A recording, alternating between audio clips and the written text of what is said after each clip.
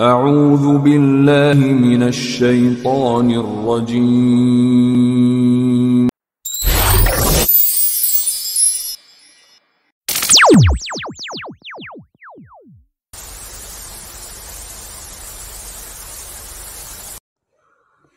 A'udzu billahi minasyaitonir rajim. Bismillahirrahmanirrahim. Assalamualaikum warahmatullahi wabarakatuh. Alhamdulillah wassalatu wassalamu ala Rasulillah wa ala alihi wa sahbihi wa mawalah. Sahabat muslim, sebuah pertanyaan besar ya bagi kita semua. Seandainya Wahabi atau Salafi Wahabi menguasai Indonesia, kira-kira apa yang terjadi?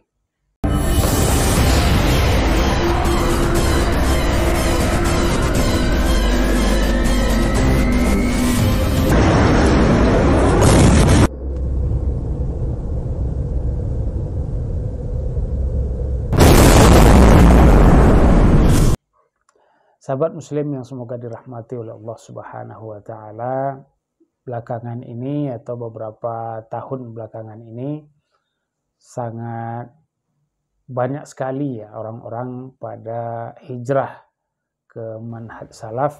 Ini terbukti dari banyaknya masjid-masjid yang berdiri masjid salaf, kemudian kajian-kajian di masjid salaf yang begitu penuh sesak diisi oleh jemaah yang ingin belajar tentang kajian salaf ini.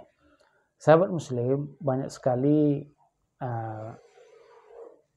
kekhawatiran ya dari pihak-pihak tentunya yang tidak setuju dengan perkembangan salaf atau yang mereka sebut dengan Wahabi pada saat ini. Dan ini tentunya tidak menjadi rahasia lagi di YouTube ya. Beberapa ustadz sangat keras terhadap salaf dan mungkin bahkan mengarah kepada fitnah-fitnah ya. Indonesia ini menurut teroris-teroris Wahabi itu, Indonesia ini bukan negara damai Pak, ini wilayah perang, ini Darul Harbi, ini adalah negara togut. Semua orang yang bernaung di bawah negara ini adalah darahnya halal, ini menurut mereka. Nah seandainya sahabat muslim semua, seandainya Wahabi atau Salafi Wahabi ini menguasai Indonesia ya, menguasai ini dalam arti kata berjumlah banyak ya, bukan menguasai secara negara ya, seperti yang terjadi bagaimana Syiah menguasai Irak dan sebagainya. Nah seandainya Salafi Wahabi menguasai secara jumlah di Indonesia, apa yang terjadi? Nah, pertama ya yang akan terjadi adalah bebasnya kaum muslimin dari perkara-perkara kemusyrikan. Contoh terlalu berlebihan atau mengagung-agungkan atau bahkan mengambil berkah di kuburan. Seandainya Wahabi atau Salafi yang menguasai Indonesia, maka ini tidak akan terjadi. Praktik-praktik perdukunan dan segala hal yang berkaitan dengan kemusyrikan pasti akan dihapus tuntas. Itu yang pertama. Kemudian yang kedua, kegiatan-kegiatan atau acara-acara yang bersifat kebid'ahan ini tentunya akan tidak ada lagi di Indonesia ini. Kenapa? Karena memang dakwah-dakwah yang disampaikan oleh salaf atau yang mereka sebut dengan Wahabi itu adalah mereka tidak toleransi terhadap hal-hal yang berbau kebid'ahan ini. Dan inilah yang selalu mereka sampaikan dalam dakwah-dakwah. Memang yang ditinggalkan Nabi mesti ditinggalkan. Ya kalau tidak kita tinggalkan, siapa yang jadi ikutan kita?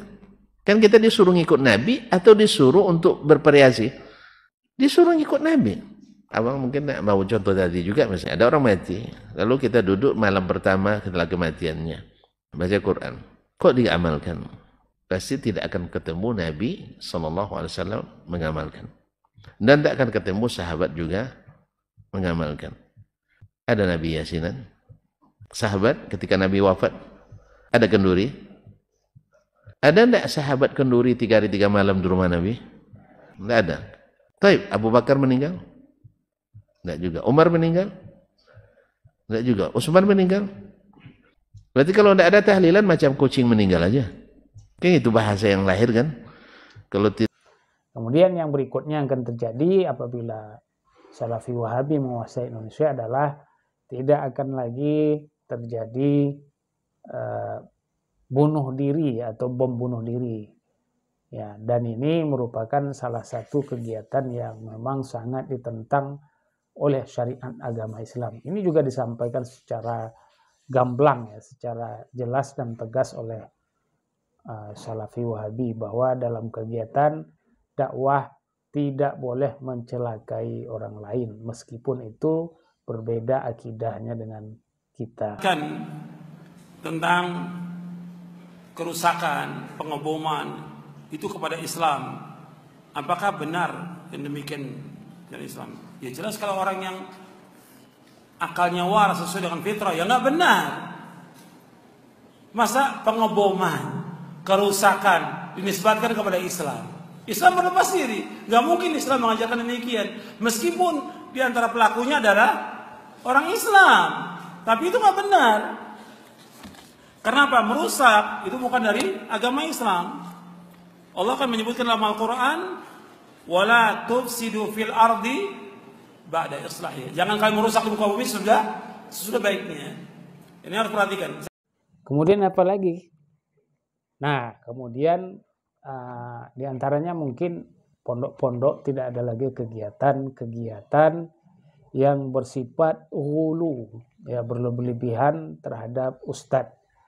Nah, di dalam salaf itu memuliakan ustadz, hukumnya harus sebuah kewajiban. Apabila kita ingin mengambil ilmu dari seorang ustadz, maka kita wajib memuliakan ustadz tersebut.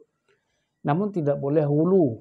Nah, praktek hulu ini, berlebihan ini sudah sangat sekarang banyak dilakukan di pondok-pondok pesantren. Bahkan ada satu pesantren yang memperlihatkan melalui video ketika pengambilan ijazah itu seorang santri atau santriwatinya pada sampai mencium kaki daripada ustadznya sebelum ijazah diambil. Nah, hal-hal ini seperti ini ya, sahabat muslim, kalau Wahabi berkuasa atau Salafi berkuasa di Indonesia tidak akan terjadi lagi. Karena hulu tidak ada dalam Islam. Nah, ini yang selalu disampaikan oleh Salafi Wahabi. Mungkin itu saja ya, selain dari mungkin ada lagi beberapa hal yang akan terjadi ketika Salafi Wahabi menguasai Indonesia. Wallahu alam, itu saja mungkin dapat disampaikan. Semoga bermanfaat. Wassalamualaikum warahmatullahi wabarakatuh.